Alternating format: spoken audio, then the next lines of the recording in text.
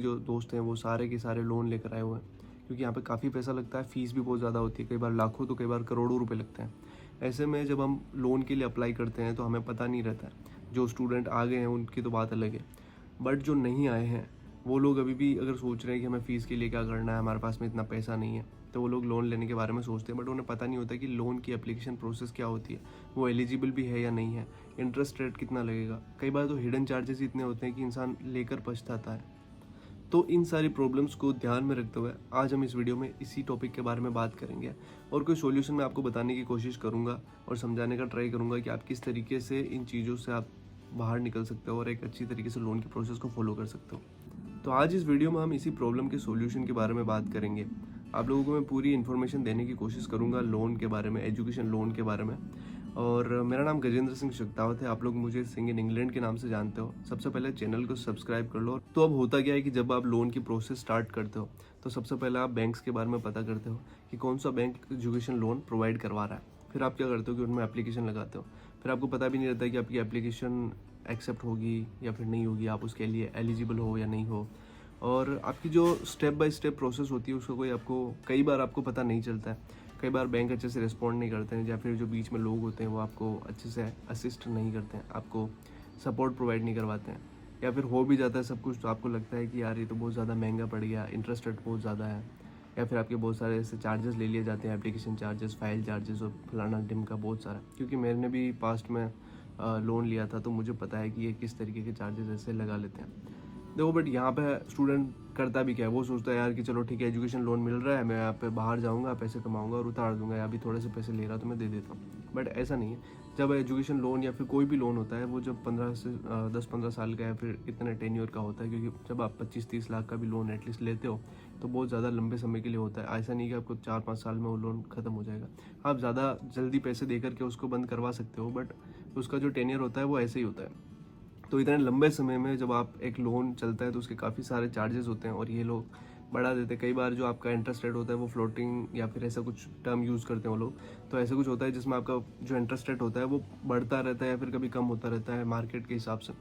तो वो चीज़ें भी होती हैं, इस तरीके की कई सारी चीज़ें होती हैं जिनमें आपके बहुत सारे पैसे लग जाते हैं, छोटे छोटे अमाउंट या फिर छोटे छोटे चार्जेस करके बहुत बड़ा अमाउंट बन जाता है और आपको पता भी नहीं चलता। तो आज मैं एक सर्विस के बारे में बात करने वाला हूँ, उसका नाम है ज्ञान धन। तो ज्ञान धन के बारे में हम लोग क्यों बात कर रहे हैं, क्योंकि ज्ञान धन इस जो फील्ड है एजुकेशन लोन में, इसमें एजुकेशन लोन के जो इस फील्ड में ये लोग काफ़ी ज़्यादा एक्सपर्ट हैं, अपनी अच्छी सर्विस प्रोवाइड करवाते हैं और पिछले कुछ सालों में इन्होंने हज़ारों करोड़ों रुपए के लोन सेंक्शन करवाए हैं स्टूडेंट्स के लिए। ठीक है, तो इसमें क्या होता है कि जब आप एप्लीकेशन के लिए आप प्रोसेस आगे बढ़ाते हो तो आप सबसे पहले आपको अपनी एलिजिबिलिटी चेक करनी पड़ती है। अगर आप एलिजिबल होते हो लोन के लिए तो फिर आपको एक कोई इनकी कंपनी से कांटेक्ट करता है, वो आपसे बात करता है, आपको पूरी आपकी जितनी भी फाइनेंशियल हिस्ट्री होती है, आपका जो बैकग्राउंड होता है उसके हिसाब से वो लोग डिस्कशन करते हैं और डिस्कस होने के बाद में आपको बताते हैं कि आपको किस लोन किस बैंक में आपको लोन के लिए अप्लाई करना चाहिए और उसके हिसाब से ये आपकी जो एप्लीकेशन होती है उसको प्रोसेस करते हैं।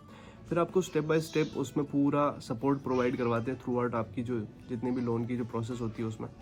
और ऐसा ही नहीं है कि ये खाली आपको असिस्ट करेंगे और ऐसा कुछ है, ये आपको पूरा लोन मिलने के बाद का भी आपका पूरा सपोर्ट प्रोवाइड करवाते हैं। और आप लोग सोच रहे होंगे कि इसका फिर चार्जेस भी लेते होंगे, तो ये लोग चार्जेस नहीं लेते हैं, क्योंकि इनका जो जहाँ तक मैं समझ पाया हूँ इनके जो कमीशन होता है वो सीधा बैंक से होता है। जैसे कि आपका जो एजेंट होता है स्टडी अब्रॉड के लिए, वो आपसे पैसे नहीं ले रहा है क्योंकि उसको यूनिवर्सिटी ऑलरेडी पे कर देती है या फिर आपकी फ़ीस से उसको मिलता है। उसी तरीके से ये जो बैंक्स में ये लोग होते हैं तो इनका भी कमीशन बैंक से होता है। ठीक है, तो ये स्टूडेंट से चार्जेस नहीं लेते हैं, तो आपसे कुछ भी रुपया चार्ज या फिर कुछ भी पैसे नहीं लिए जाते हैं, तो इसका आपको लोड लेने का कोई भी ज़रूरत है नहीं।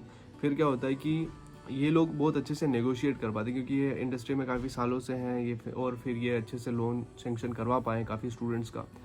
तो ये इस मामले में काफ़ी ज़्यादा प्रो है। ठीक है, तो प्रोफेशनल्स हैं, अच्छे से अपनी सर्विसेज कैसे प्रोवाइड करवानी है, कस्टमर का जो कस्टमर को सपोर्ट कैसे देना है, ये सारी चीज़ों में ये बहुत ज़्यादा एक्सपर्ट हैं। तो ये लोग इतने अच्छे से नेगोशिएट और डिस्कशन करते हैं, बैंक के साथ में टाई अप होते हैं, तो इनके थ्रू जितनी भी एप्लीकेशंस आती है उनमें ये इंटरेस्ट रेट भी कम करवा लेते हैं। फॉर एग्जांपल अगर आप मार्केट में कोई भी लोन ले रहे हो जिसका अगर आपको 12 या 13% पड़ रहा है, नॉर्मली जो स्टैंडर्ड रेट होती है किसी भी बैंक की, फॉर एग्जांपल SBI हो गया या कोई भी बैंक हो गया, बट अगर आप ज्ञानधन के थ्रू वो एप्लीकेशन लगवाते हो तो आपका वो 2 से 3% आपका इंटरेस्ट रेट भी कम हो सकता है, ठीक है। ऐसा नहीं है कि हर केस में आपको 2 या 3% कम हो जाएगा, बट हाँ इतना है कि जो मार्केट रेट्स हैं उससे उससे ये लोग कम करवा देंगे।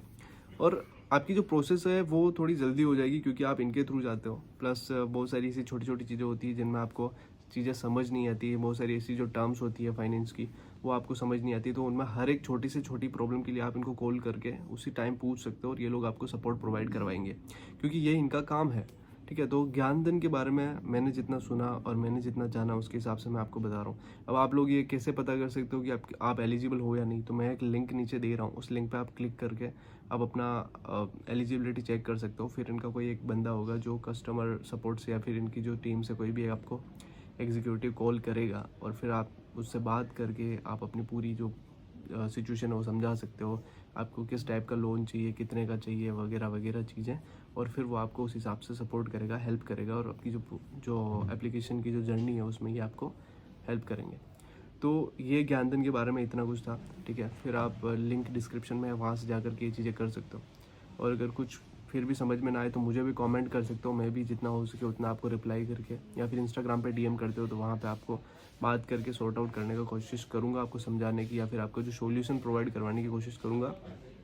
तो फिलहाल इस वीडियो में इतना ही, मिलते हैं किसी और वीडियो में। तब तक के लिए आप मेरे चैनल को सब्सक्राइब कर सकते हो ताकि आपको और ऐसी इन्फॉर्मेशनल वीडियोज़ मिलती रहे।